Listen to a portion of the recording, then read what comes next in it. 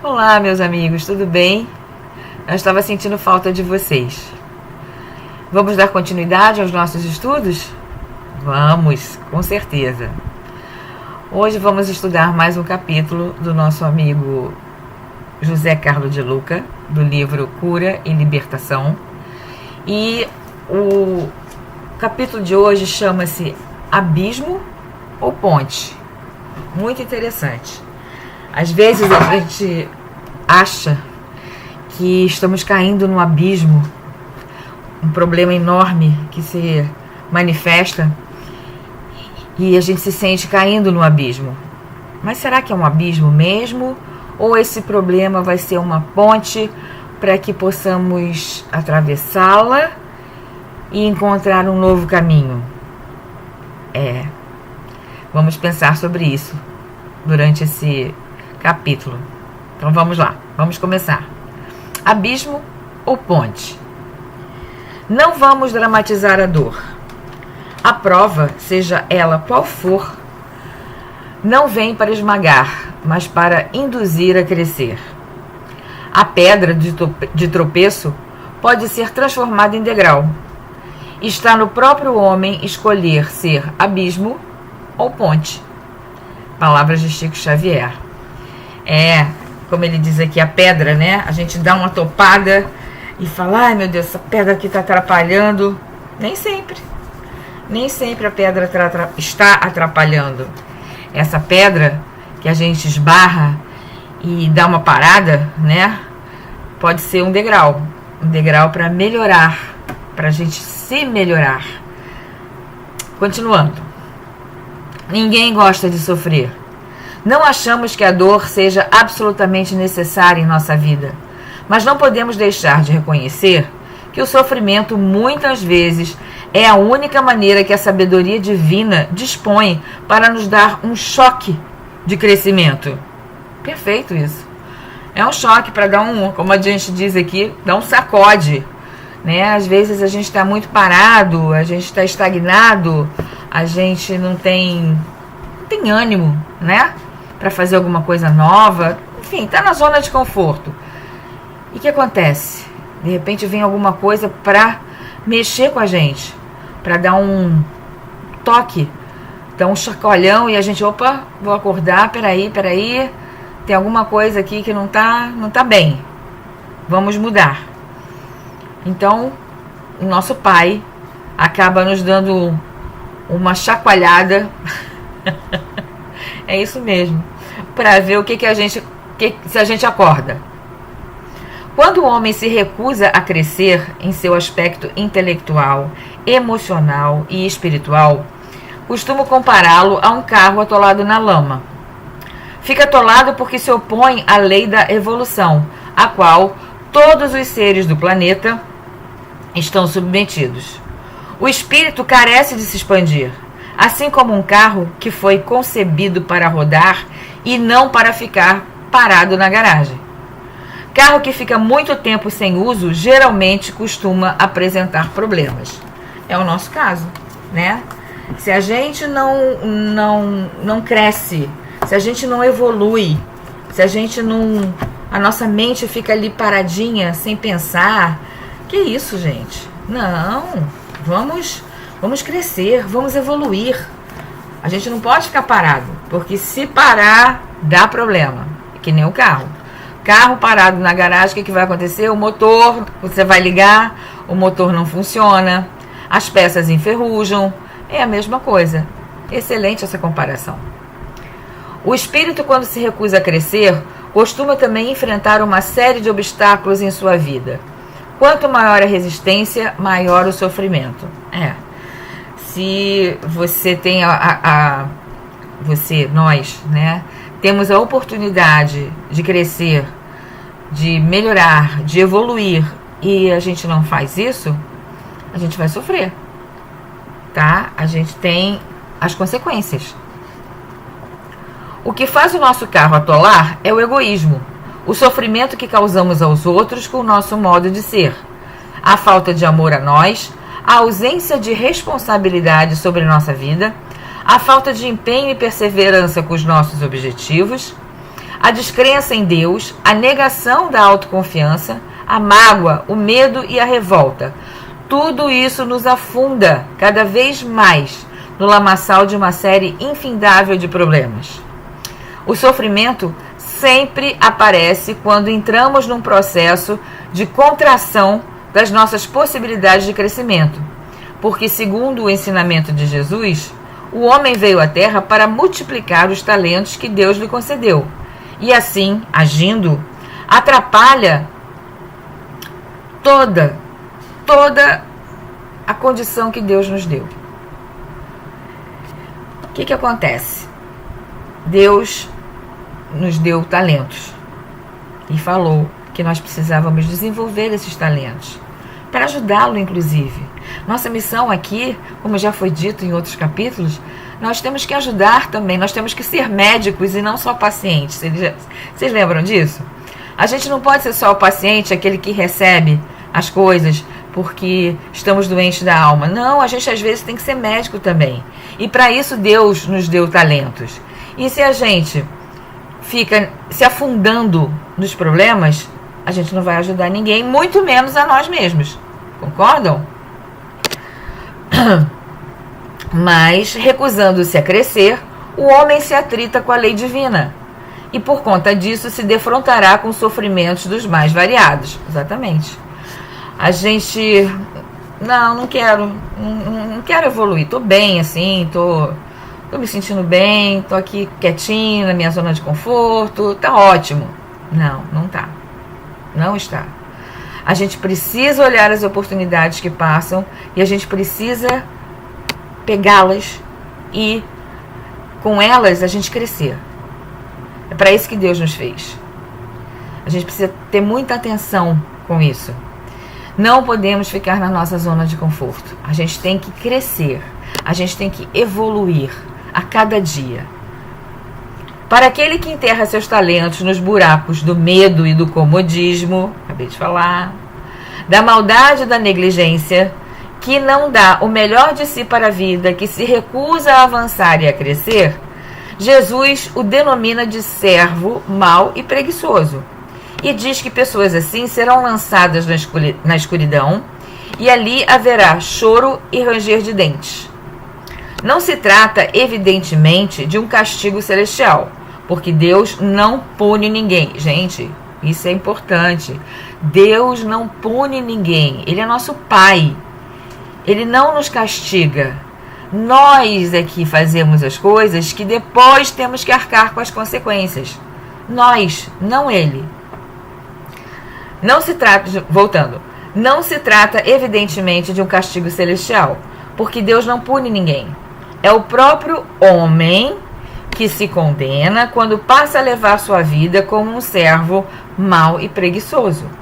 Jesus nos oferece, na parábola dos talentos, uma pista fundamental para quem deseja a cura e a libertação. Você é um servo de Deus. Simples assim. Você é um servo de Deus. Você está aqui servindo a Deus. Você veio para ajudá-lo a melhorar esse mundo. A gente não está aqui para piorar. A gente está aqui para melhorar. É para isso que Ele nos colocou aqui e nos deu talentos. A gente não pode fugir disso. Tá? A primeira pista é a seguinte. Jesus nos chama de servos, ok? Portanto, Ele diz o que somos. Qual é a nossa função no mundo? Qual é o papel que precisamos desempenhar para sermos felizes? Nascemos para servir e não apenas para sermos servidos. Outra lição importantíssima, porque tem gente, infelizmente, tem gente que acha que nasceu para ser servido, em todos os sentidos. É incapaz de ajudar, é incapaz de olhar para o próximo, é incapaz de olhar para o próprio irmão. O irmão que eu falo é irmão de sangue, quanto mais o irmão que não seja. Ele nasceu para ser servido. Está certo? Infelizmente não. Não de jeito nenhum. nós temos que servir também.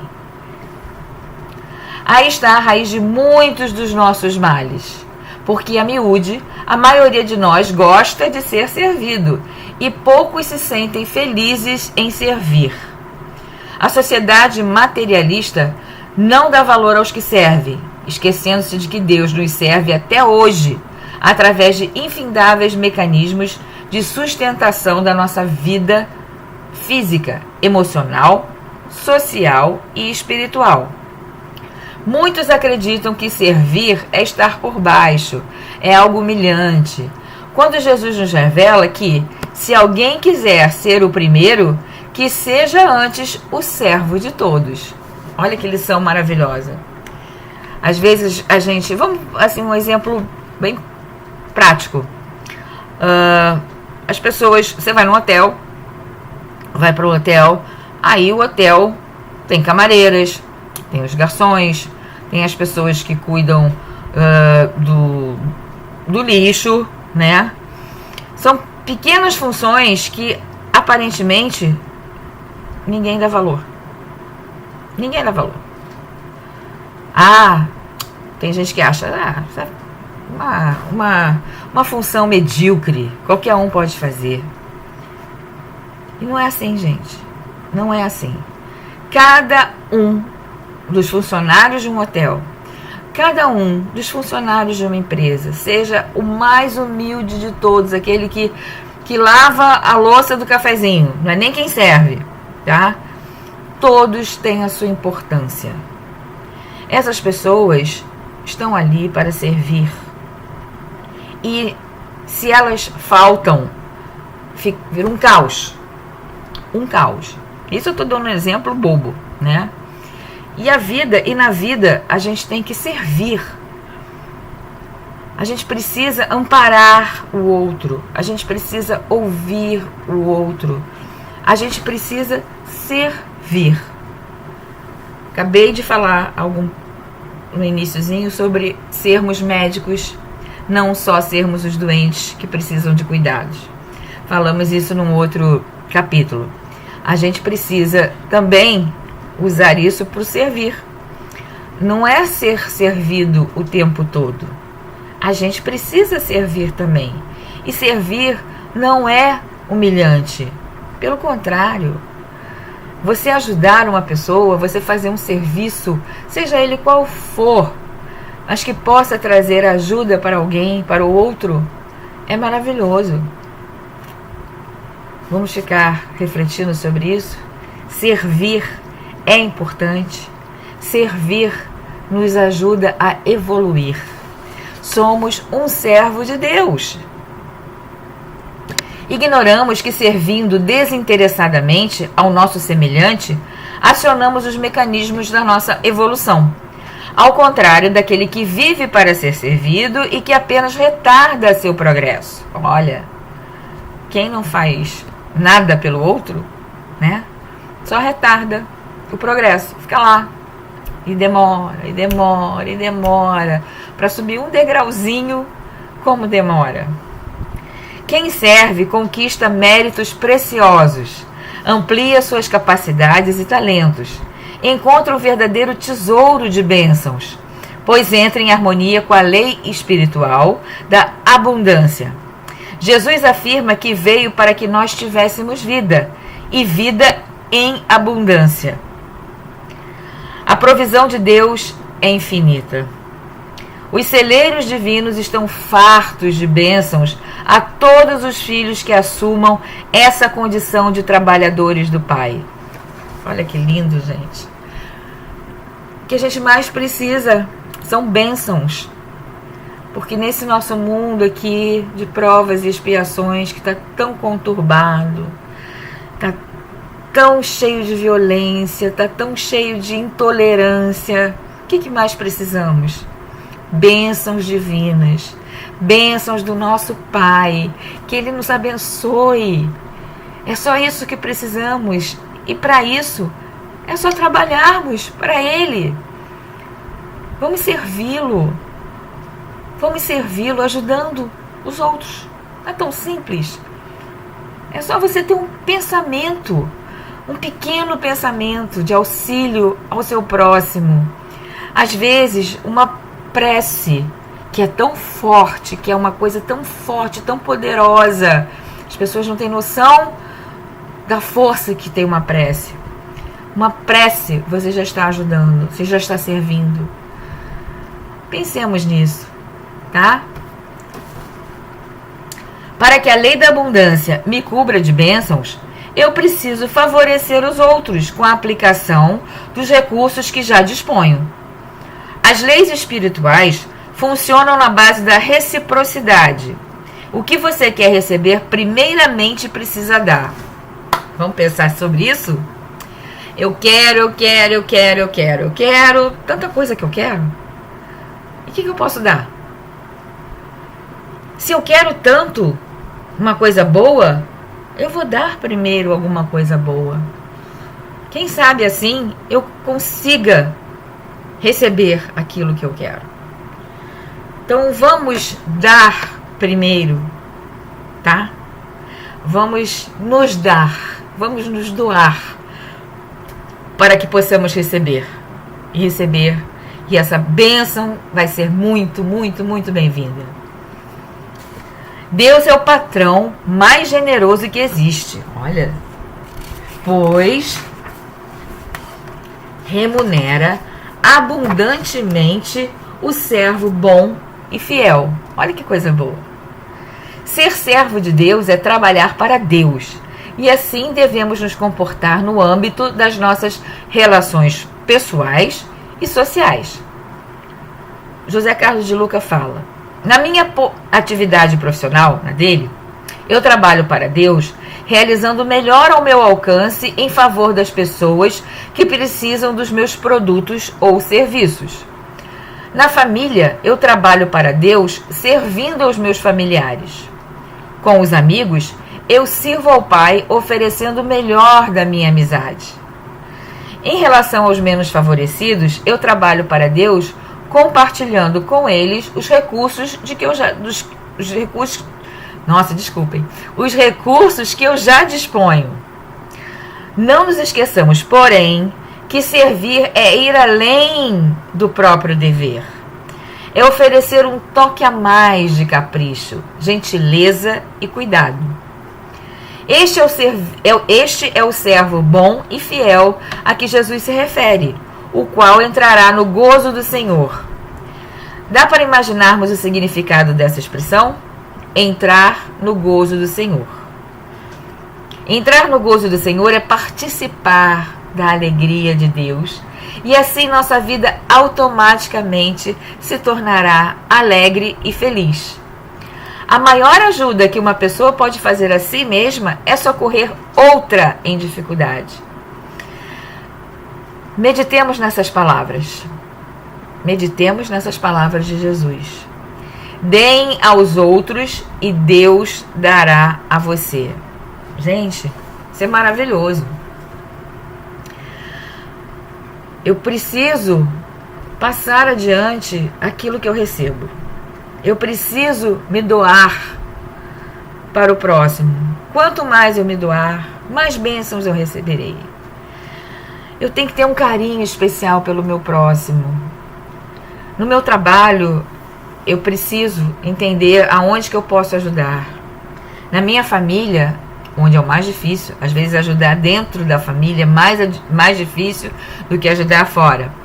Eu preciso encontrar um caminho de chegar até os meus familiares e de passar para eles que eu estou ali para ajudá-los em qualquer situação.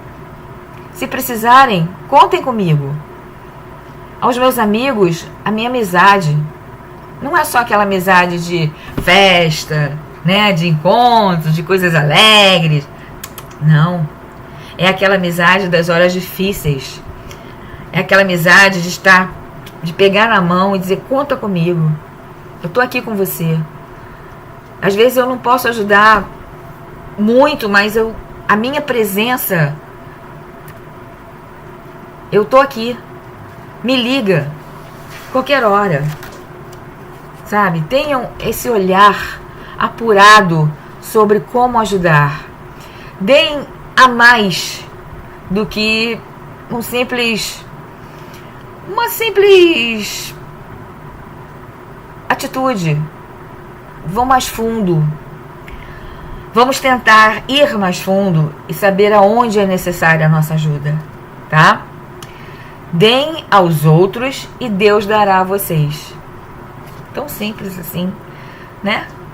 Tem alguma coisa demais? Não, né? É isso. Deus vai nos ajudar porque nós estamos ajudando os outros. Gente, não entendam isso como uma troca. Não é uma... não, eu vou ajudar o fulano, porque aí Deus vai me ajudar naquele problema lá que eu tô tendo. Não, não é assim. Você tem que fazer daqui, ó, do coração, da alma. E aí, o que vier pra você vai vir sem você nem perceber. Tá? Vamos tentar? Eu sei que muita gente já faz isso, mas vamos pegar essas frases, esses ensinamentos, esse estudo para refletirmos cada vez mais sobre isso. Estamos precisando urgente, é um clamor que se faz agora nesse momento de amor. Chega de guerra, chega de intolerância, chega de violência. Amor. Vamos doar amor, tá? Quando me abro para o próximo, Deus se abre para mim. Quando me fecho no egoísmo, tranco as portas para o socorro de Deus. Perfeito, né? Vou ler de novo. Quando me abro para o próximo, Deus se abre para mim. Quando me fecho no egoísmo, tranco as portas para o socorro de Deus. Claro, se você só pensa em você, se você só pensa nos seus problemas, só você é o centro do mundo, como é que Deus vai te ajudar? E a sua caridade? Como é que fica? O seu amor ao outro? Tem horas, eu sei que é difícil. Tem horas que a gente está tão envolvido em algum problema sério que é difícil pensar no próximo. É muito difícil. Mas Deus é tão bom, é tão maravilhoso, que às vezes quando você está lá bem para dentro, sabe? Bem olhando só para você, vem um fato, vem alguma reportagem, vem alguém, algum comentário que faz você perceber que, gente, peraí, tá acontecendo alguma coisa que tá muito pior do que o meu problema. Peraí, não sou eu só que estou sofrendo, tem alguém ali que eu posso tá passando por um momento tão difícil que eu posso ajudar. Não se furte a essa ajuda, tá? Não se tranque para Deus. Não podemos fazer isso em momento nenhum. Vamos sair do nosso egoísmo para que Deus nos encontre, tá bom? Servimos alguém quando colocamos os nossos talentos e recursos não apenas em função das nossas necessidades individuais, mas também em favor das necessidades do próximo. Aí o José Carlos de Luca dá um exemplo maravilhoso. Olhem só. Conheci um médico cardiologista de renome em São Paulo, com vasta e abastada clientela. Ele me revelou que reserva vários horários na sua agenda para atender pessoas que, por falta de recursos financeiros, não lhe podem pagar a consulta. Eu o elogiei pela atitude e ele me disse que não estava fazendo nada demais, pois não havia se formado médico para socorrer apenas os ricos, mas sim para socorrer pessoas doentes, independentemente de sua condição financeira. Olha que maravilha! Ele brincou comigo dizendo que, se o infarte não escolhe classe social para atacar, ele, como médico, também não poderia fazer essa opção. Não é maravilhoso? Tá certíssimo! Ué, doença dá em qualquer um, não dá só em rico, né? E ele, como médico, que coisa maravilhosa! Ele abrir a agenda dele, o cara é um médico renomado, uma clientela imensa, né? De alta sociedade, e ele abre a agenda dele para pessoas que não podem pagar. Isso é lindo, gente. E ele não faz isso dizendo, olha, aí Deus, olha o que eu estou fazendo, hein? Por favor, não esquece de mim, não. Não é uma troca. Eu faço pelos pobres e o Senhor faz por mim. Não, ele faz de coração. porque ele realmente se formou médico para salvar vidas. A missão dele é salvar vidas. É salvar vidas de pobres, de ricos, de remediados, classe A, B, C. Salvar vidas. Isso é maravilhoso. Ele não está escolhendo. E é isso que temos que fazer. Não existe trabalho, um trabalho humilhante, ou um trabalho menor, um trabalho inferior. Existe trabalho. Existe trabalho. Existe ajuda. E aí a gente não pode pensar assim. Vamos ajudar a quem precisa, sem olhar cor, raça, gênero. Vamos ajudar. É o próximo que precisa de ajuda. Esse é o nosso acordo com o nosso Pai. Ele disse pra gente, vai, desce, vai pra terra e ajuda. Eu te dei vários talentos. Utiliza esses talentos. Me ajuda a melhorar esse planeta que está tão difícil. Esse médico é um servo de Deus, um servo da vida, porque é um servo de todos. Sua clientela aumenta a cada dia. No entanto, sua maior felicidade, segundo ele mesmo faz questão de frisar, é ajudar os menos favorecidos socialmente, porque é extremamente prazeroso restituir a saúde de um homem cuja família depende exclusivamente do seu trabalho para sobreviver. Os familiares nada pagam pelo meu trabalho, mas recebo honorários com elevadas somas de gratidão e carinho, e isso não tem dinheiro que pague, disse o médico, emocionado. A família, quando você salva alguém, no caso dele, né, que é o médico, meu Deus do céu, a família vai cobri-lo de carinho, vai cobri-lo de bênçãos. E é isso que a gente estava falando, são as bênçãos de Deus. Já pensou que coisa boa para a vida dele? O que essas bênçãos significam? Um outro tópico. A dor vem para induzir a crescer. É isso que muitas vezes a gente não percebe, né? Nossa, eu estou sofrendo tanto, por que comigo? Por que comigo? Porque a gente precisa. A gente precisa dessa dor para crescer. Deus criou suas leis para serem cumpridas. E todos nós vamos, inevitavelmente, avançar até atingirmos a condição de espíritos perfeitos. Leve o tempo que for para que isso aconteça. E a forma que a sabedoria divina tem para tirar nosso carro do atoleiro, vocês lembram o carro lá parado? O carro que está lá parado na garagem ou que está atolado? É dinamizar no homem a sua força interior, a fim de que ele, através do esforço próprio, esforço que ele costumeiramente se negava a fazer, consiga recolocar o carro da sua vida na estrada do crescimento. Nossa força interior é estimulada exatamente pela necessidade de tirarmos o carro do atoleiro. A dificuldade é o meio pelo qual a vida possibilita ao homem o resgate de suas capacidades e talentos, para solucionar os problemas a que suas próprias imperfeições espirituais deram causa. Então, a gente está lá atolado, exatamente, Deus botou a gente lá atolado para que a gente refletisse e precisa sair desse atoleiro. O que eu vou fazer? O que eu preciso fazer para sair daqui? É preciso pensar, é preciso refletir na hora que você se sente, atolado. Daí o importante alerta de Chico Xavier. Não vamos dramatizar a dor. Dramatizar é fazer drama. E a dor não é motivo para que isso aconteça. Ao contrário, o problema é um aviso que a vida me dá no sentido de que eu não estou realizando o melhor do meu alcance, tampouco desafiando minha capacidade de crescer mais e servir mais.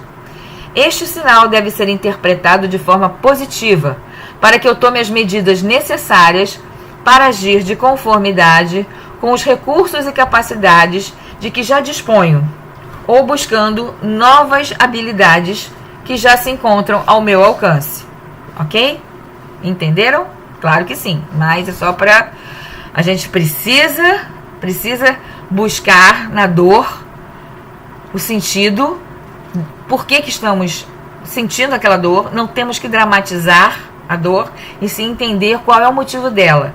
Porque se ela está ali, é porque precisamos senti-la, para que a gente possa sair do atoleiro. A vida sempre exige o melhor de nós, o melhor, pois é dessa forma que a lei da evolução se cumpre. Quando não damos o melhor, surge a prova para estimular esse melhor de nós. Aí vem o atoleiro. Quem dramatiza a própria dor está perdendo a oportunidade de resolver os seus problemas e certamente está aumentando a carga das suas aflições. A dramatização é um excesso de importância que damos a determinado problema.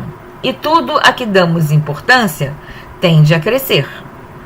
Tanto quanto possível, vamos tirando a importância do problema, pois aos poucos ele vai diminuindo de tamanho. Vai deixando de ser aquele monstro que a nossa mente criou pela dramatização, até ficar do tamanho real que ele tem. E assim poderá ser solucionado com muita facilidade. A gente tem essa tendência, né, de dramatizar. Da sua dor ser a maior dor do mundo, seu problema ser o pior problema do mundo. Então, se você dá muita importância, ele cresce. O problema cresce. Vai crescendo, vai crescendo. E às vezes fica de um jeito tal que você não consegue solucioná-lo. Mas se você puder ter essa consciência de não dramatizar e de tentar ver o problema de uma maneira do jeito que ele é, tá? Sem aumentá-lo, fica mais fácil de resolver. Bem mais fácil. Ah, mas isso não é fácil não. Na hora que eu tô no meio da situação lá, imagina se eu vou ter essa capacidade. Não é fácil não. É para isso que a gente está estudando. Para que esses ensinamentos fiquem na nossa mente e a gente se lembre cada vez que acontecer alguma coisa dessa. Eu tenho utilizado demais. Vocês não têm noção de como esses ensinamentos eu tenho aproveitado. Se você recebe a notícia que está num prédio em chamas, não adianta ficar dramatizando a situação. Você precisa encontrar meios para sair dela. Claro, pegando fogo, o que eu preciso fazer? Tá, seja prático. Você precisa encontrar meios para sair dela, pois o contrário poderá ser atingido fatalmente pelo fogo. E é assim que ocorre com muitos. Revoltam-se, choram, gemem suas dores, clamam por socorro, mas não movimentam as próprias forças e capacidades para se livrarem do incêndio das próprias aflições. Tem gente que fica lá só chorando, dramatizando, se culpando, porque comigo, eu sou tão boa, eu faço tudo bom, eu faço o melhor, eu ajudo as pessoas. Mas cadê a resolução do problema? Só ficar se lamentando não vai adiantar nada. Concordam? Vamos agir. Temos que agir. A prova não vem para esmagar. Vem como um trampolim para nos impulsionar a uma vida mais produtiva e feliz. Muitas pessoas me dizem que mudaram de vida para melhor depois que passaram por uma doença grave.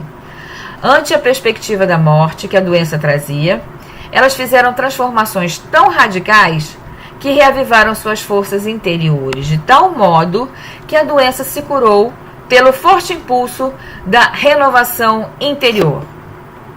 Quantos casos a gente já ouviu de pessoas próximas, ou lemos alguma reportagem, coisas assim muito fortes, tragédias mesmo, que acabaram mudando a vida das pessoas que passaram por esse problema, por essa tragédia, por essa doença.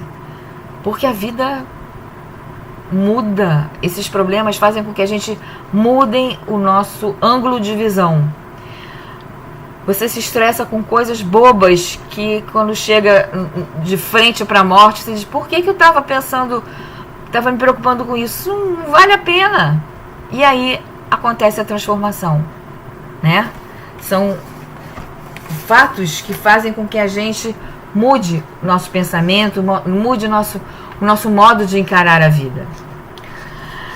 Vejamos o interessante caso de Andréia, técnica de radiologia, diagnosticada com câncer de mama, cujo tratamento foi acompanhado pela imprensa para investigar os métodos terapêuticos utilizados. Entrevistado pelo jornal Zero Hora, André declarou que as cicatrizes do corpo provocaram mudanças na alma. Estou transformada. Hoje sou mais paciente e tolerante. Antes era apegada demais nas coisas materiais e passava o dia correndo. Foi esse estresse que me fez ficar doente. Uma parte daquela Andréia de antes morreu. Foi retirada junto com a doença. A doença surge como uma mensageira de vida, desde que lhe atendamos aos impositivos da renovação interior. Tal como ocorreu com Andréia, muitas pessoas passaram a experimentar uma vida substancialmente melhor, depois que a doença retirou a negatividade que estava enraizada em seus corpos. Eu corre, não tem tempo para nada, não tem tempo para a família, não tem tempo para si, né? E aí acontece uma doença que faz você levar um susto e, peraí, eu preciso aproveitar a vida. E aí vem aquela força de viver, aquela vontade que supera tudo, inclusive a doença.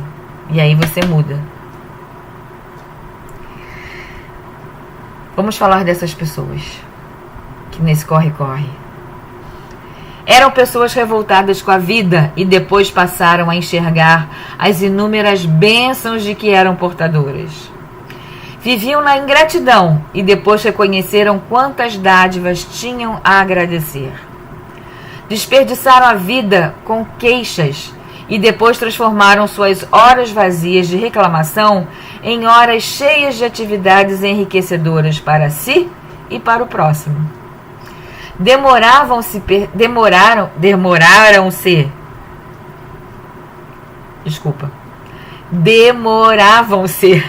perdidas entre o passado e o futuro e depois despertaram para a dádiva do momento presente.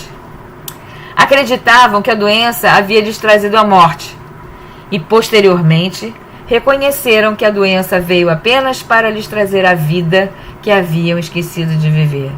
Tá vendo? Não foi um abismo, foi uma ponte. A doença foi a ponte para que essas pessoas, em vez de caírem, pelo contrário, atravessassem a ponte e foram ter uma nova vida, aproveitando cada minuto dela para si e para o próximo. O sofrimento por si só não muda ninguém. O que muda é o aprendizado que cada um é capaz de fazer diante da dor que nos visita. Chico Xavier ensina que diante dos obstáculos da vida, cada um pode ser abismo ou ponte. Se apenas dramatizo a dor, eu vou para o abismo dos sofrimentos intermináveis.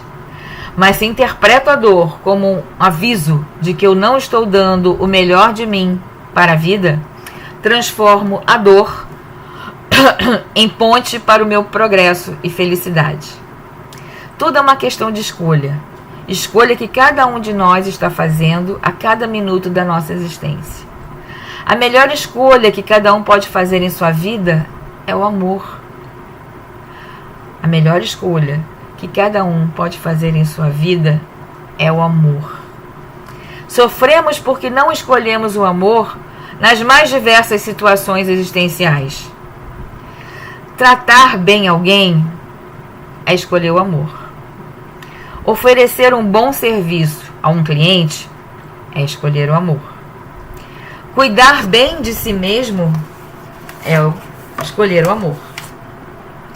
Ajudar a quem sofre é escolher o amor. Não prejudicar o semelhante é escolher o amor. Acreditar em si mesmo quando todos duvidarem é escolher o amor. Permitir-se recomeçar todas as vezes que cair é escolher o amor. Perdoar é escolher o amor. Sentir a presença no meio do caos, sentir a esperança no meio do caos é escolher o amor. Abandonar a sensação de ser vítima é escolher o amor. Deixar de fazer drama é optar pelo amor. Olhem quantas coisas que a gente pode fazer e escolher o amor. Lembre-se sempre desse pensamento de Albert Einstein. Se um dia tiver que escolher entre o mundo e o amor, lembre-se, se escolher o mundo, ficará sem o amor. Mas se escolher o amor, com ele conquistará o mundo. Maravilhoso! De novo. Se um dia tiver que escolher entre o mundo e o amor, lembre-se, se escolher o mundo, ficará sem o amor. Mas se escolher o amor, com ele conquistará o mundo. Outro dia, caminhando pelas ruas de São Paulo, José Carlos de Luca falando, avistei uma linda e pequena flor nascendo em meio a um asfalto caótico, lá na Avenida Paulista. Admirado, perguntei-me quem havia plantado aquela flor num lugar tão impróprio. E uma voz interior me respondeu. Foi linda essa história. Foi Deus, meu filho, quem plantou essa flor. Plantou para lembrar ao homem que mesmo em meio às situações mais adversas, sempre será possível encontrar um espaço interior onde nossas esperanças possam ressurgir e onde a flor do nosso espírito possa desabrochar com toda a riqueza dos talentos que Deus, o grande jardineiro da vida, plantou em cada um de nós. Essa flor é uma serva de Deus. Ela encantou a você, encantará tantos os que dela se aproximarem. Como Deus é bom, como a vida é maravilhosa para quem tem olhos de ver. Gente, eu me emociono. Quando eu li essa mensagem, né, eu consegui visualizar a flor, né, lá crescendo no meio do asfalto, e é isso que acontece com a gente, sabe? No meio dessa confusão toda aqui dentro de cada um de nós, sempre vai brotar uma flor, a flor que Deus plantou aqui dentro de cada um de nós, para que possamos ressurgir, para que possamos ver o quanto temos que amar e o quanto recebemos de amor, o quanto precisamos passar esse amor adiante. Pensando naquela flor subsistindo bravamente em meio à poluição dos carros, a dureza do concreto e a própria indiferença das pessoas, é que nesse momento eu quero, sinceramente, orar em seu favor. Ore comigo. Estamos de mãos dadas diante de Deus, que cuida daquela florzinha lá na Avenida Paulista, e que por isso também cuidará de você, com muito mais amor e atenção. Senhor Deus, peço por essa pessoa amiga que me lê nesse instante. Suplico que ela não se fixe na dureza do asfalto das provações que hoje estão em sua vida, mas que procure se enxergar como aquela florzinha rompendo heroicamente o solo duro do desencanto para desabrochar florida em lindas cores. Que ela sinta sua mão amiga, regando-a com as energias da cura e da libertação. Como chuva no deserto, matando a sede dos viajores cansados pelo calor das aflições. Que assim seja. Que assim seja, meus amigos. Que sejamos essa flor para desabrochar lindamente, com muita cor, com perfume, e que possamos florir esse nosso mundo. Que assim seja.